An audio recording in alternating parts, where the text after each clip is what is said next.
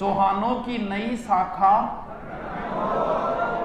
रणथंभौर के चौहान।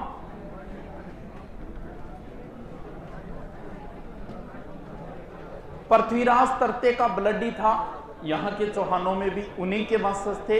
आवाज ये क्या आ रही है? आवाज ये क्या आ रही है? गूंज रही है आवाज? सही है, ठीक है।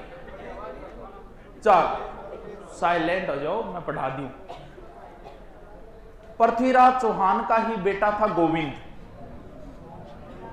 हरिराज ने कोशिश की अजमेर पर अधिकार करने की, गोविंद राज वहां से भागा और दूसरी जगह आ गया। कहां? रणथंभौर।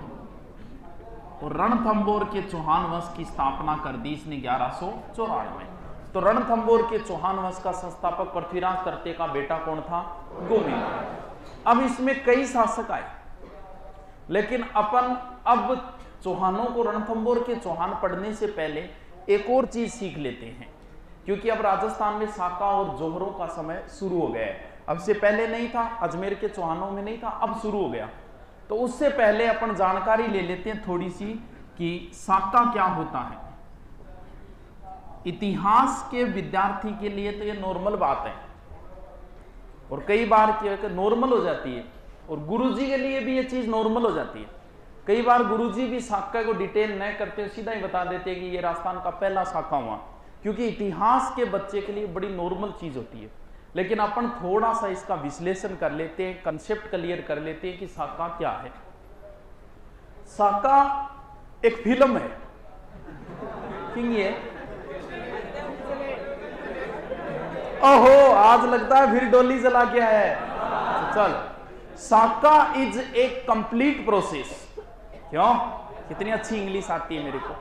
साका इज ए कंप्लीट प्रोसेस, और साका तभी माना जाएगा जब दो काम होंगे। एक होगा केसरिया और दूसरा होगा जोहर। यही तो समझना है।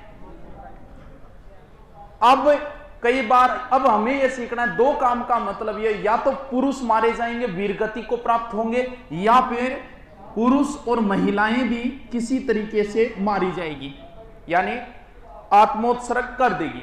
अब हमें यह सीखना है कि जो पुरुष मारे जाए, पुरुष जो वीरगति को प्राप्त हो जाते थे उसे क्या बोला जाता था, और जो महिलाएं मारी जाती थी उसे क्या बोला जाएगा। यही तो कंसेप्ट सीखना है।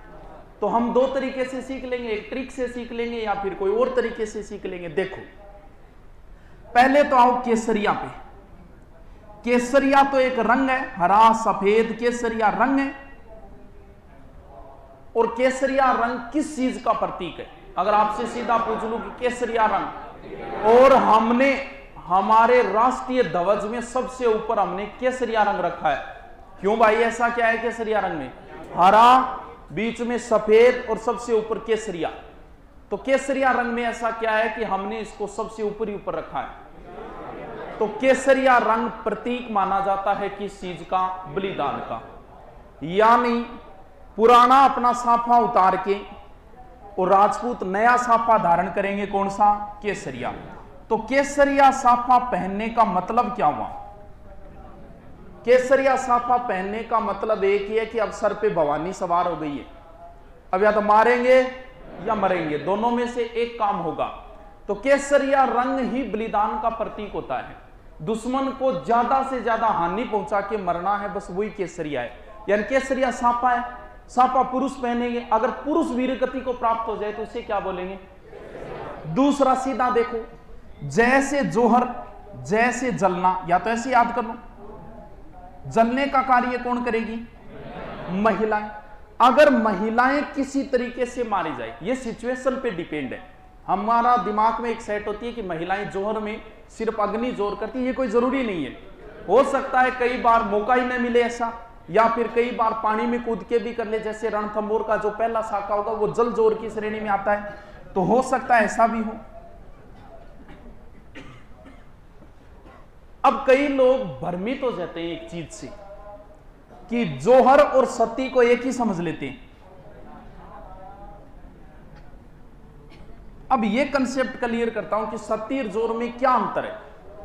देखो जोहर जो होगा, अब कई बार ये पूछ लेते हैं कि गुरुजी पूछे, अपने में कई बार दिमाग में आ जाती है, गुरुजी की जोहर पहले होगा कि केसरिया पहले होगा। वैसे तो सिचुएशन पे डिपेंड होता है, लेकिन जितने भी उदाहरण है अपने राजस्थान की हिस्ट्री में, वो सारों में जोहर क्या हुआ है, पहले हुआ है। हर महिला की यही इच्छा होती है कि वो सुहागन मरे, जोहर पहले ही होगा। और जोहर पहले किया किस उद्देश्य से जाता था, उद्देश्य ही वही था, जोहर पहले क्यों होगा। जैसे मान लो चित्तौड़ दुर्ग के तीसरे साके की समय की बात करता हूं, वहां डिटेल से करेंगे। अकबर ने तीसरे साके के समय चित्तौड़ को घेर लिया था, और उस समय अकबर की जो जनसंख्या, जो सैनिक थे, वो 50 से 60 हजार के बीच थे, और अंदर जो राजपूत थे वो थे मात्र 8,000। 4 महीने की घेराबंदी हो गई, खाने पीने की समस्या आ गई, तो 8,000 अगर 60,000 से लड़ेंगे तो हार भी सामने दिख रही है। तो फिर क्या करते थे, एक रात्रि भोज का आयोजन किया। उस समय चित्तौड़ के तीसरे सारे लोगों ने एक साथ खाना खाया, महिलाओं ने एक दुल्हन की तरह 16 श्रृंगार किए। पहले महिलाओं ने जोहर किया, अब पुरुष जो है वो स्वतंत्र हो गए, किसी प्रकार की कोई टेंशन नहीं है। क्यों करते थे गुरुजी, ऐसा क्यों करते थे, महिलाओं को क्यों जलाते थे, या फिर महिलाएं क्यों जलती थी। देखो कारण क्या है इसका, ये जितनी भी घटनाएं हुई वो सारी विदेशी आक्रमणकारियों के समय हुई।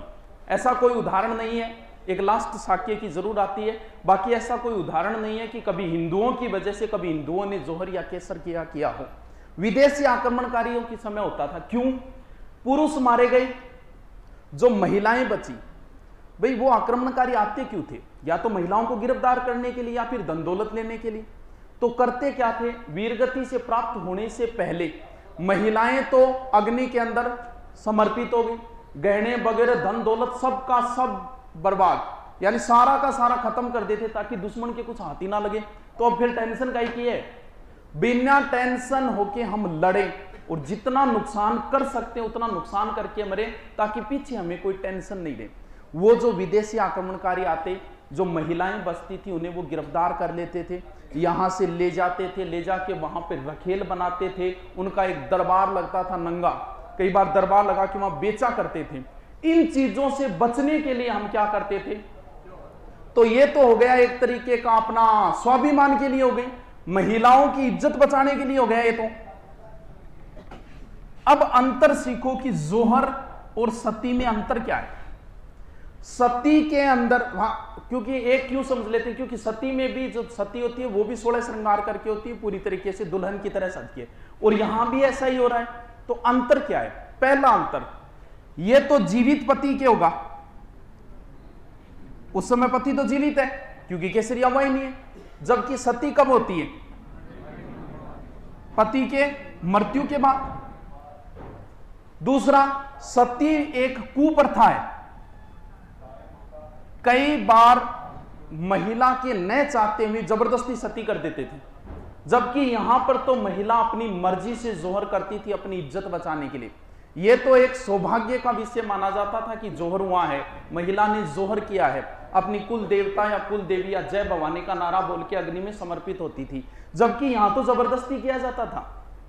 सती के अंदर महिला एक ही होगी चिता की अग्नि के ऊपर, जबकि जोहर के अंदर तो हजारों महिलाएं साथ में होती थी। जैसे चित्तौड़ के पहले समय के समय 1600 रानियों ने जोहर किया, दूसरे साक्य के समय 13,000 रानियों ने जोहर किया, तीसरे साक्य के समय 700 रानियों ने जोहर किया। तो ये तो एक साथ कई महिलाएं एक साथ करती थी, जबकि सती के अंदर अकेली। तो ये अंतर है सती और जोहर के अंदर। इन दोनों को एक ही मत समझ लेना, दोनों अलग अलग चीजें हैं। अगर इन दोनों में से कोई एक काम नहीं हुआ तो उसे बोला जाएगा अर्धशाखा। सर राजस्थान में ऐसा कोई उदाहरण है? बिल्कुल है, जैसलमेर का अंतिम शाखा जो था वो अर्धशाखा था। सर भारत का पहला शाखा वैसे तो अलेक्जेंडर सिकंदर के समय माना जाता है, लेकिन वो इतना प्रमाणित नहीं है। मोहम्मद बिन कासिम के समय 1712 ईस्वी में सिंध का 712 ईस्वी में सिंध का राजा था, और उस राजा के समय हुआ था, दाहिर नाम था उसका, दाहिर। राजस्थान का पहला अब आएगा। अंतिम जो हुआ था भारत का वो 18वीं सदी में हुआ था, बहादुर सिंह नाम का राजा था, कोल दिल्ली के